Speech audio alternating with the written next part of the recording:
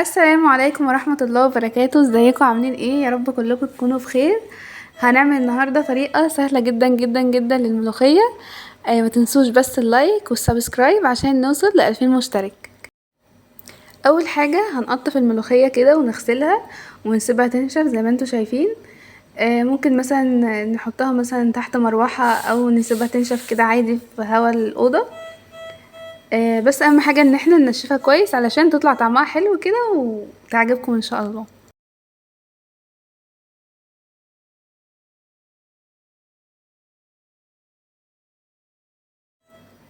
اهم حاجة بس بعد ما تنشف كده نشيل منها الورق الزيادة ده. ويلا بينا بقى نبدأ الطريقة التحفة بتاعة الملوخية.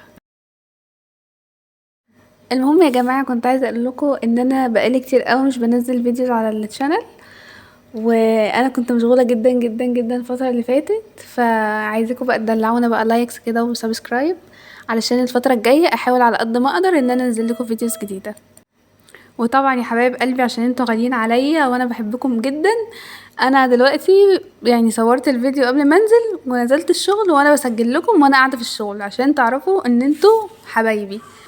دلوقتي بدأنا كده ان احنا نخرط الملوخيه، وعشان تطلع الملوخيه طعمها حلو اهم حاجه ان هي تتخرط كويس.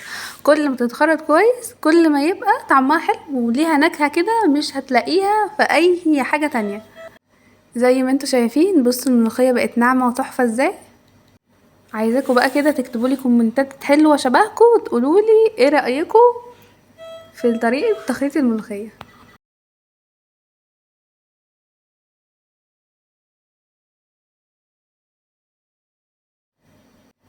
بصوا يا جماعة، انا دلوقتي بوريكم ان انا لازم اعيد وازيد كده عليها علشان تطلع حلوة. بصوا في الاخر النتيجة عاملة ازاي، تحفة تحفة تحفة.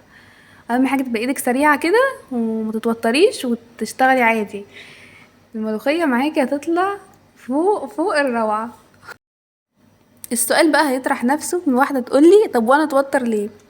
افرض حماتك قاعدة معاكوا في البيت وقعدت تتريق عليكي مثلا، انتي طبعا طبيعي هتكون متوترة. فلا ما تتوتريش لانك هتعملي حاجة تغيظي بقى حماتك وسلفتك وكل الناس. بس بقى وزي ما انتوا شايفين كده احنا كده خلصنا الملوخية. هنجيب بقى التوم ونقشره زي ما انتوا شايفين كده. هنجيب كمية محترمة جدا من التوم، هننزل عليها فلفل اسود وملح وكمون زي ما انتوا شايفين كده حبايب قلبي.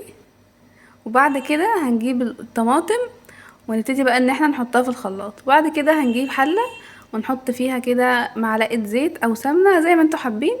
هننزل عليها بقى بالحاجات اللي احنا خلطناها على بعض دي اللي هي ايه، اللي هي التوم، الفلفل الاسود، الملح، الكمون، ونحطهم كده في طاسة او في الحلة اللي هنعمل فيها. وهنفضل كده نقلب زي ما انتوا شايفين كده، نحط الكمية كلها اللي احنا عملناها وهنفضل نقلب كده نقلب لحد ما التوم مش يحمر بقى خالص، لا يكون لونه اصفر كده زي ما انتوا شايفين.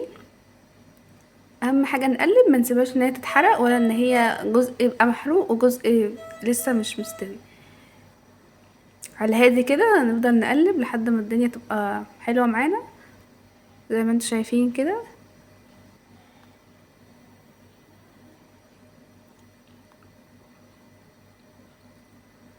اهم حاجة ما تنسوش اللايك والسبسكرايب.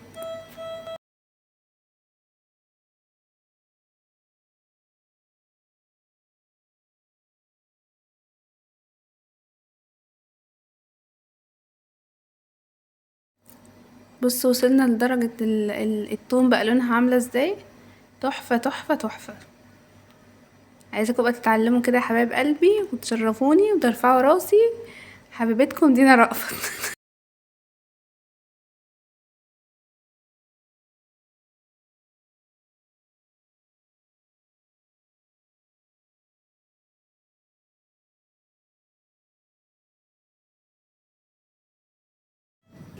بصوا بقى في الاخر هننزل بقى بالطماطم اللي احنا خلطناها على التوم كده وهنقلبها شوية، نسيبها نقلب نقلب نقلب.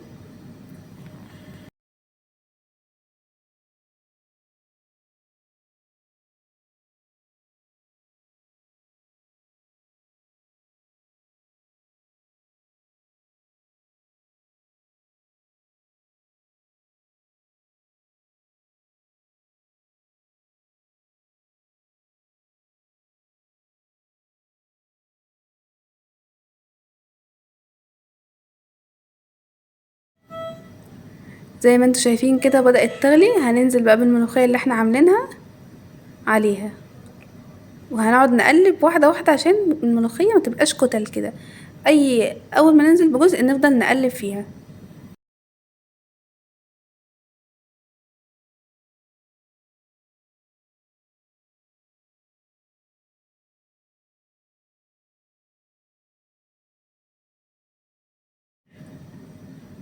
زي ما انتوا شايفين لونها عامل ازاي، بجد تحفة تحفة تحفة، وريحتها كانت فوق الروعة.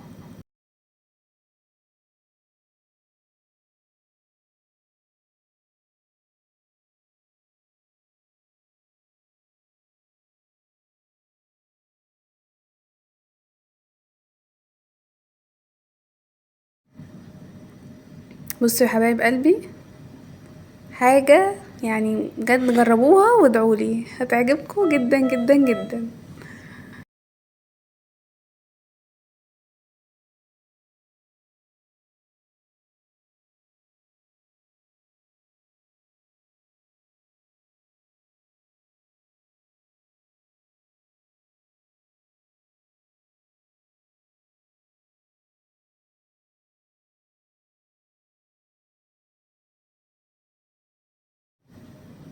يا ريتكم معانا كده عشان تدوقوا الحلاوة والتحفة اللي احنا عملناها.